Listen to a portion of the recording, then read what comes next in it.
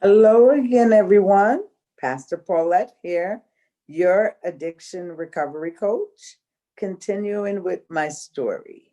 So, I'm an addiction recovery coach, and I inspire women to turn their ashes into beauty and become the butterflies that God has meant them to be. No matter what they've been through, trials, tribulations, dramas, and traumas, your past does not have to dictate your future. So we started with my story.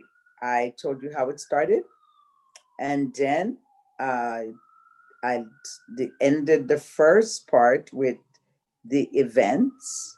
So we started off with the events last night, and which the events was now I'm living a double life. So with living a double life, the drama begins. I'm now feeling like a betrayer. I'm now feeling like I'm just dishonest with my mom, with my children, with my family.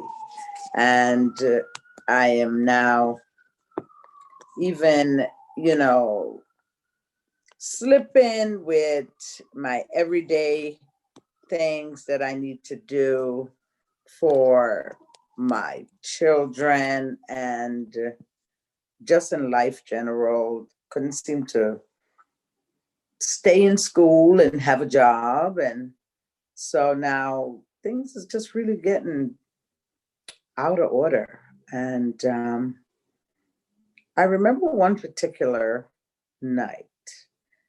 It was three of us. It's three women. Now we were young women. Wasn't teenagers. So we were young women, and one of us was in a relationship, and we decided we were going out, and unbeknownst to me and one of my friends, um, we didn't know that the third person and her other half, if I could use that they had an argument. And so she still came out, and she was telling us that they did have an argument. So we ended up going to the club, and he came in the club. How he found out that she was there, we don't know. But it ended up being a big altercation with her and him. And me and the other young lady, we tried to just be there for her. Actually, we went outside because he took her outside. They were talking, and then it ended up from talking to, you know, uh, all out abusing, slapping her, and so forth. And so, as we were just trying to say, stop and chill out to him, um, he started to even call us out of our names and threatening us as well. And so it ended up that he left, and supposedly she said they were going to be over. So we went back in the club and we continued to party in spite of all that. And we met some guys in there, and her being upset and even a little bruised up, um, she met this young man, and he invited her and us back to his place. And so we went. The club was closing at 2, and we kind of missed out because her and her other half had this altercation. So anyway, we went to this guy's house, and we were having a few more drinks, and we got introduced to cocaine. And so we started to party, and before you knew it, it was morning. And now I've never stayed out that late. So now I'm going home. And of course, thank God I had my eldest daughter at a young age. So she was, old enough that she was there and she could hold things down with her other sisters. Um, but now I'm going home and it's light outside. So I, I'm walking in the house and my kids is like, Mom, where have you been? And I wake them up and it's like 5 o'clock, 6 o'clock in the morning. And, I'm looking at my kids and I don't know what to say. I don't know what to say. And now I'm really feeling like this thing is getting crazy. I am now coming in the house 6 in the morning and I had to be at work at 8 o'clock. So me coming from a night of drinking and partying and all that smell on me and, you know, then coming home with my kids seeing me coming in this time of the morning, and then having to go to work, which I did get dressed and I still did go to work and my kids went off to school. But that started the whole craziness to get to a whole nother level now, a whole nother level.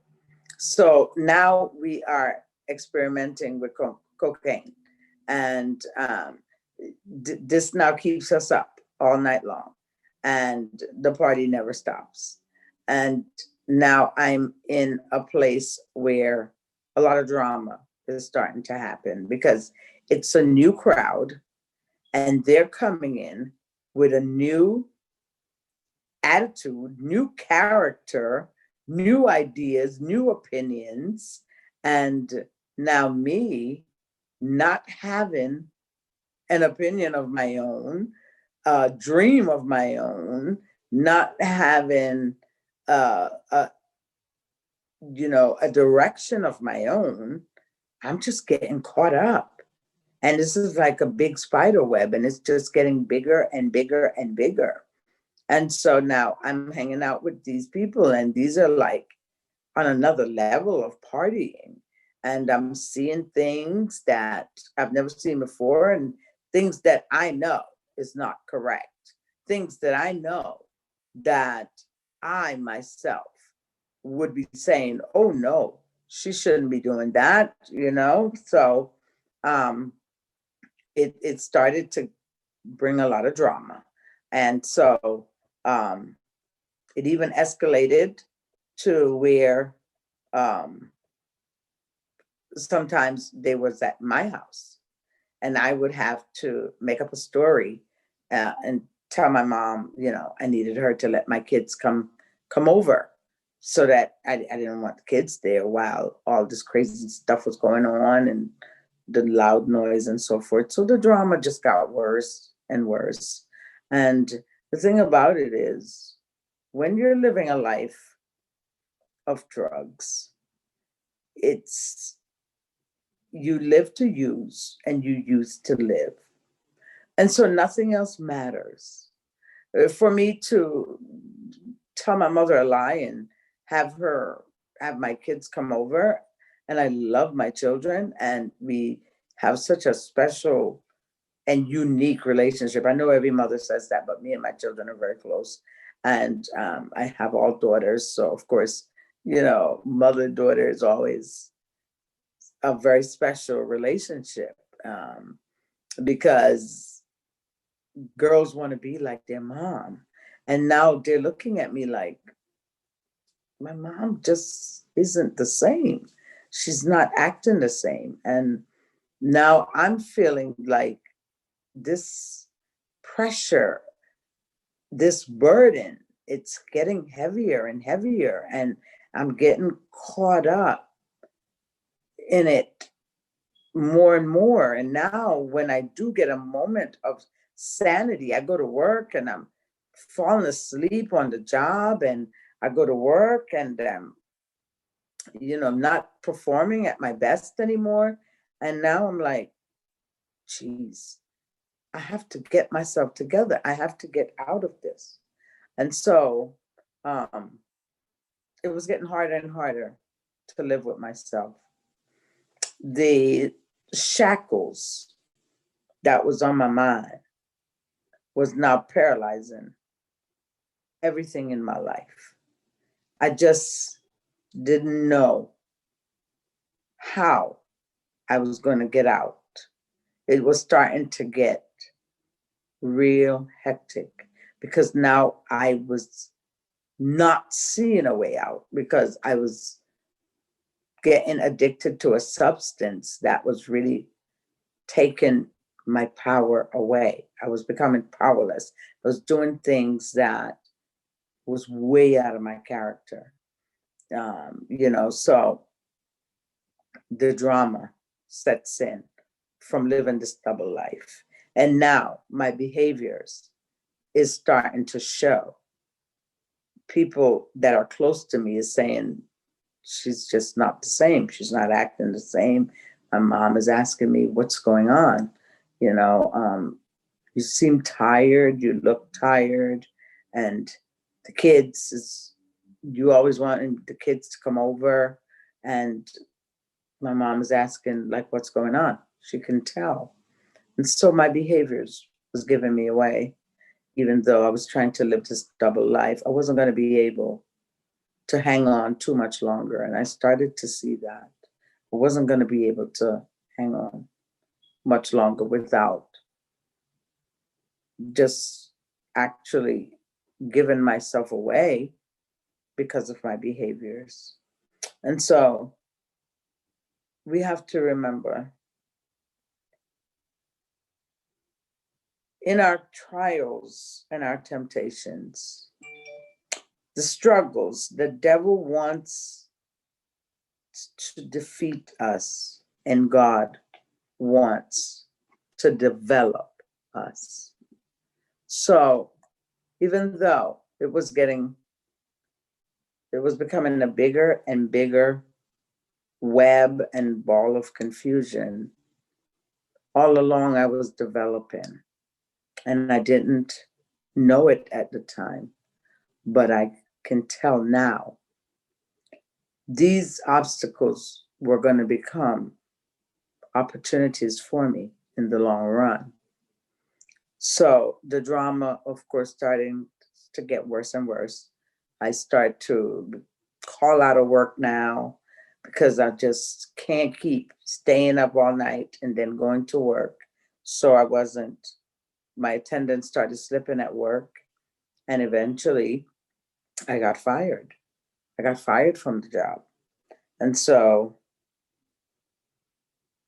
that was the first thing that gave me away to my mom and my kids. Like, you're not working anymore. At first I didn't tell anyone, but of course I'm not going to work. So you can tell, okay, so why aren't you going to work? You haven't been to work in a week. And of course I said I got fired. So the drama that goes along with the double life only gets worse. It only gets worse. Now, I just want to remind you, if you are out there and you are in this place, if you are living in this house where I used to live, I am Pastor Paulette, and I am an addiction recovery coach. This career of being an addiction recovery coach, I didn't choose it. It chose me. It chose me. And so I want to let you know that if you need someone to talk to that really understands what you're going through, you can DM me on Instagram. I am Pastor Paulette Jamison for a free 15-minute consultation where we can talk about you not letting your past dictate your future. You can be free. You can get your power back. You are strong enough. You are worthy. Whatever it may have been, and it probably still is, whatever that pain is, God is greater than the pain. You can survive that pain. And that pain can become the very thing that makes you the great man or woman that God has called you to be. I had to be the future instead of waiting for my future. And so I'm telling my story because I want to help somebody. The shackles was on my mind,